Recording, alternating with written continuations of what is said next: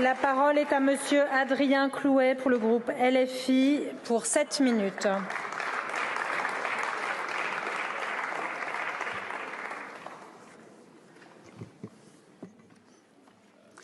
Mesdames les présidentes, Madame et Monsieur les coprésidents du bureau de l'APFA, chers collègues du Bundestag et de l'Assemblée nationale. Cet hémicycle a rarement été si serein depuis le mois de juin dernier et je m'en félicite que nous puissions avoir une occasion assez pacifiée d'échanger les uns avec les autres. Et je souhaiterais prendre la parole ici, non pas seulement en tant que député de la France insoumise, mais également en tant que produit des programmes franco-allemands, à titre personnel, puisque j'ai moi-même passé le bac franco-allemand. J'ai travaillé avec nos amis allemands au Bundestag durant un certain temps, conduit ma thèse entre des centres de recherche français et allemands et me retrouve aujourd'hui député de la circonscription où est installée Airbus, l'entreprise franco-allemande, pour terminer comme vice-président du groupe d'amitié franco-allemand. Donc, plusieurs motifs de venir ici prendre la parole et échanger avec vous. Ainsi, si le rapport entre nos deux nations a pu me former depuis ma jeunesse, qui n'est pas si lointaine, quoi de plus logique, puisque nous avons, Français et Allemands, imposé chacune et chacun une empreinte majeure sur l'histoire de l'autre pays. Souvenons-nous que l'accès de nos deux régimes à la République est le produit de ces grands crimes que sont les guerres franco-allemandes. Souvenons-nous que dans cette histoire de violence qui a marqué le siècle passé, ce sont les mouvements ouvriers français et allemands qui sont parvenus à établir ce qui est notre bien le plus précieux aujourd'hui sur le continent européen, à savoir l'État social. Celui-ci constitue la fusion entre la République telle qu'elle est née au lendemain de la grande Révolution française et le droit à l'assurance et à la subsistance conquis par la social-démocratie allemande. Quel meilleur exemple de cela, pour en citer un au hasard dans le moment, que les caisses de retraite. Qui sont créées en France sur inspiration de cette conquête de 1889 en Allemagne et qui sert elle-même d'appui aux retraites ouvrières et paysannes adoptées en 1912. C'est par l'échange et l'union incessant entre progressistes de part et d'autre du Rhin que les grandes conquêtes du siècle ont lieu, comme celle de la retraite à 60 ans du côté français.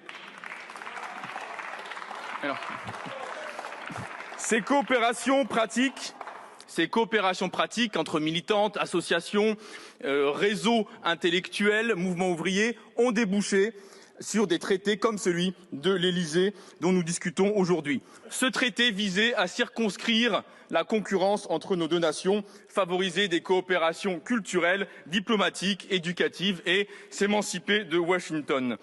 Qu'en est-il de ces objectifs aujourd'hui? La paix d'abord.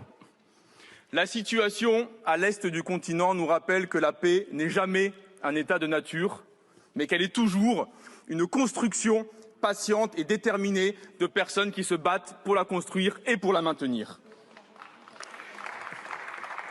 Si la vie des êtres humains commence toujours par un processus biologique, leur survie est strictement dépendante de l'ordre social dans lequel ils viennent au monde et ils sont jetés. Aujourd'hui, on peut grandir entre la France et l'Allemagne sans crainte. On peut grandir entre la France et l'Allemagne sans anticiper la sauvagerie du meurtre de masse avec le pays voisin. On peut grandir entre la France et l'Allemagne sans se dire que des marchands d'armes vont accumuler des profits sur la décimation ponctuelle d'une génération d'un côté ou de l'autre du Rhin. Et c'est sans doute pour cela que nous ressentons ensemble l'épouvante de la guerre d'agression telle qu'elle est revenue en Europe sur ces marches orientales. La culture ensuite. En la matière, le traité avait des objectifs très ambitieux qui n'ont pas tous été tenus. On l'a dit à plusieurs reprises, de moins en moins d'enfants apprennent la langue de l'autre pays.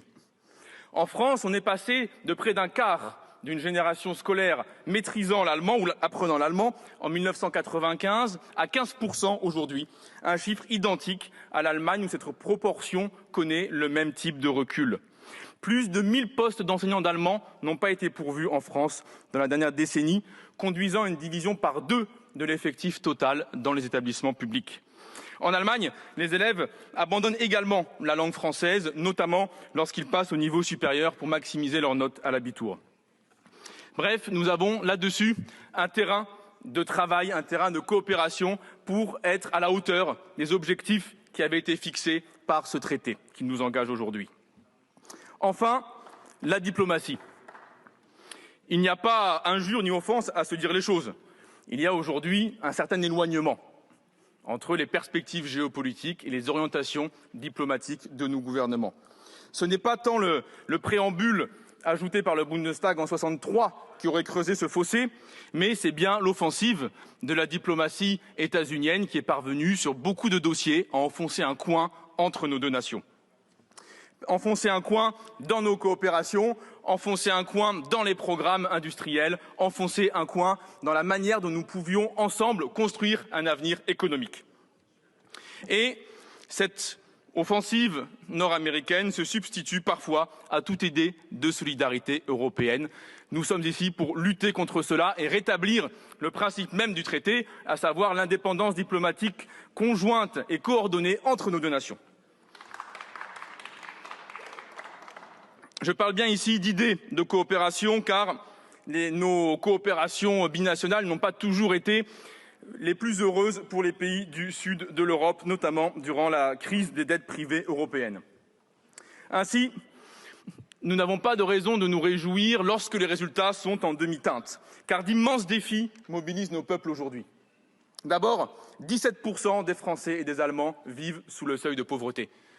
Un enfant sur 5 vient au monde sous le seuil de pauvreté. Un enfant sur 5 est jeté au monde en France et en Allemagne dans des conditions qui ne respectent pas sa dignité humaine fondamentale.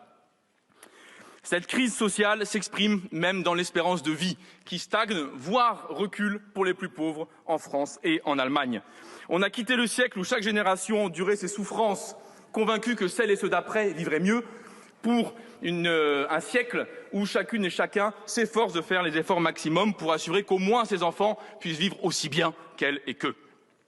On connaît aujourd'hui la plus grande catastrophe de l'espèce humaine, le dérèglement climatique qui met en jeu sa survie même. Sur tous ces points, il nous semble qu'une rupture radicale et qu'une bifurcation radicale est à l'ordre du jour pour assurer notre subsistance et nos coopérations à venir.